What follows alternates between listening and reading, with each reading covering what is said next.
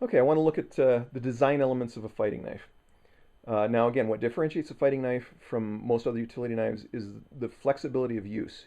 You're going to be applying forces to it in ways and directions that most other knives are simply not designed to accept.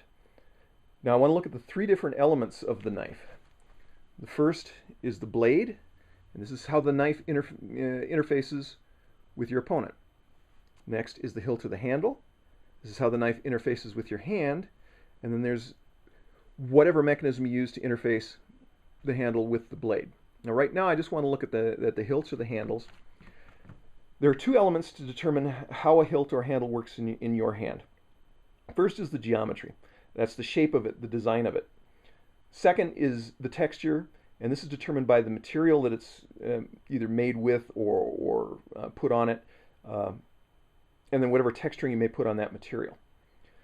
So we're looking for something that allows us a little bit of a flexibility in our grip, because we may not get a perfect grip, we may want to shift grips on it, and then no matter what grip we have, we don't want that thing, when we've decided to apply force, to move on us. So we may be looking for maybe a little more aggressive design or texture than you would in a utility knife. I mean, even a butcher, he's working against a stable opponent, a stable object he's working against, and he can get the grip that he wants, and then he can maintain that grip as he wants. Whereas in a fight, and you may also, in addition, have hands that are cold, wet, you may be injured, any number of other things. So we're demanding a little more of the handles than you would out of an ordinary kitchen or butcher knife. So we're going to look at the handle materials right now. I'll look at geometry another time. So starting over here, what we've got is metal. Now metal tends to be slick, tends to be cold, so you're depending on texturing to get the grip you want on this metal. Now for example, here we have knurling. Now some of the other Fairbairn Sykes blades, they used checkering. This again allowed you to hang on to the blade when you're applying force to it. This one is just a very mild texturing on it. This one has a much more aggressive texturing, so you can really get a hold of it. You know, your hand squeezes down into the texturing, and it's still, again, they have the problem of being cold. They are slick without the texturing, and they tend to be maybe a little heavy. Now we get over here, we're starting to look at natural materials. You can get stuff like stone, agate, obsidian, whatever. This is pearl. They're always slick. There's not a lot you can do to texture them, and they tend to be quite delicate. I would not have a pearl-handled fighting knife any more than George Patton would have a pearl handle on his revolvers. He preferred ivory, which, by the way, makes an excellent grip material. Ivory, if you get a good piece of it, it will take, you can checker it, or you can put some kind of engraving on it. It's something to give it a texture, and it's a fairly rugged material, especially get something like the Mastodon ivory, something like that. However, it is not as rugged as some of the other alternatives. Now these two were made in the Philippines. This is a stag. Bone is very similar to stag. It has a natural texture to it. It has a natural porosity to it. So that, again, even wet hands, you can get a good grip with it. This, now, was a very popular material in the Philippines. It's buffalo horn. Horn, again, is fairly rugged. It has microporosity, so your hand does tend to stick to it. But it has another advantage in that if you are cut, you can actually scrape a bit of this horn off and use it as a coagulant, which is one of the reasons it was so popular in like the bolos in the Philippines. A lot of the knife fighters, they like that horn. And then, of course, it's an available material. Now, it's not as durable as some others, some of the synthetics, which we'll get to in a minute, but it's a good material. Leather. Now, this is stacked leather washers. It has just a little bit of give to it. Again, wet hands stick to it quite nicely. It is impact resistant. It's a good material. However, it does require quite a bit of upkeep. Leather will mold, mildew, rot if it gets wet.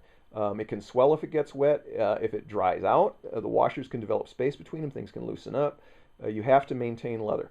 But obviously, I mean, the World War II K-bars, and even when I was in the service, the Air Force survival knives, they were still using the stacked leather. Like I said, a little bit of upkeep, but it's a very workable material. Now, wood is another material. It's been around for a long time, very popular. It depends on what kind of wood you're using. Now, a good dense piece of wood is very shock resistant, very impact resistant. Again, it's got a bit of the microporosity depending on how you finish it. Allows your hands to stick to it when it's wet. But you need to pick a decent wood. I mean, you throw a piece of pine on there, it's soft, it's going to come apart in no time. Lignum vitae and Osage orange are a couple of the favorites the custom knife makers use. Have been used forever. Uh, they're impact resistant. They're solid, sturdy. They don't change much with moisture or temperature. It's a good material. Now here's sort of a compromise between the synthetics and the natural materials. And this is called PACA wood, and it's basically just a plywood. It's some kind of a resin with layers of wood on it. Now the advantage to this is it's much more durable, much more weather resistant, much more impact resistant than straight wood.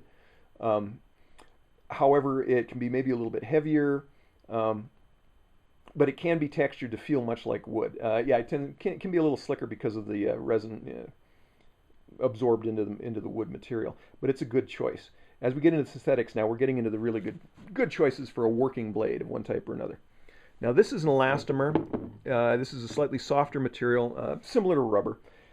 Um, you can get those anywhere from extraordinarily hard, and that includes rubber. You can very hard rubber to fairly soft. In fact, soft to the point where the blade is going. If you apply any force, I mean, it's going to move a little bit in your hand. So you don't want it too soft, but a little bit of give is kind of nice. Again, if you grab it wrong, don't quite get the grip you want, you can just clamp down and it's going to stay put. Now, micartas are some of my favorites, and micarta is a trade name for a specific type of resin impregnated fiber or fabric of some sort. So micarta generally have three different levels. You've got paper micarta, which is just layers of paper that have been impregnated with the resin. You've got linen micarta, which has a little bit of texture to it, and then canvas micarta, which would be my personal choice on a working fighting knife.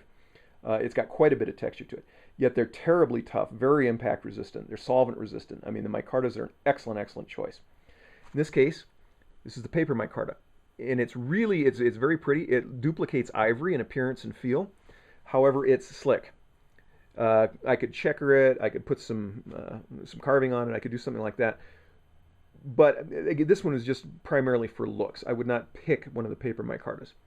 Now this is a canvas micarta, and it's it's very rough texture. Not so rough that it's going to hurt your hands, but rough enough to where you're going to get a good grip on the knife. It's not going to slip or anything. Another example of synthetics is G10. G10 is very popular right now.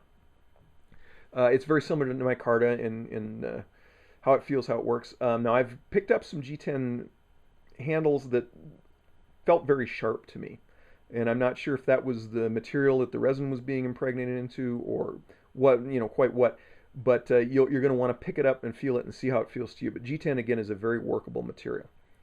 So that gives you kind of an idea, and again, you can put some texturing on them. This one has quite heavy grooves in it. You can put checkering on them. You can put decorative carving that allows your hand to mold around it and hang on to it. But that gives you a little bit of idea of some of the materials. And again, our primary concern is both durability, because again, you're putting stresses on this knife that most other knives are not going to experience.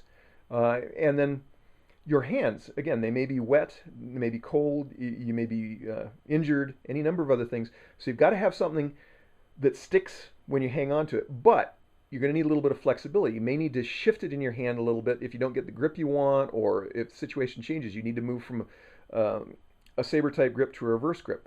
You need to be able to let go of it essentially and then get back onto it so it doesn't shift in your hand. But that gives you a little idea going from just the metal through the various natural materials and up through the modern synthetics. And of course, I don't see any reason not to choose a modern synthetic now. Canvas micarta is probably my go-to. But some of the elastomers are quite good as well. Matter of personal choice, but just bear in mind how you're going to be using the knife.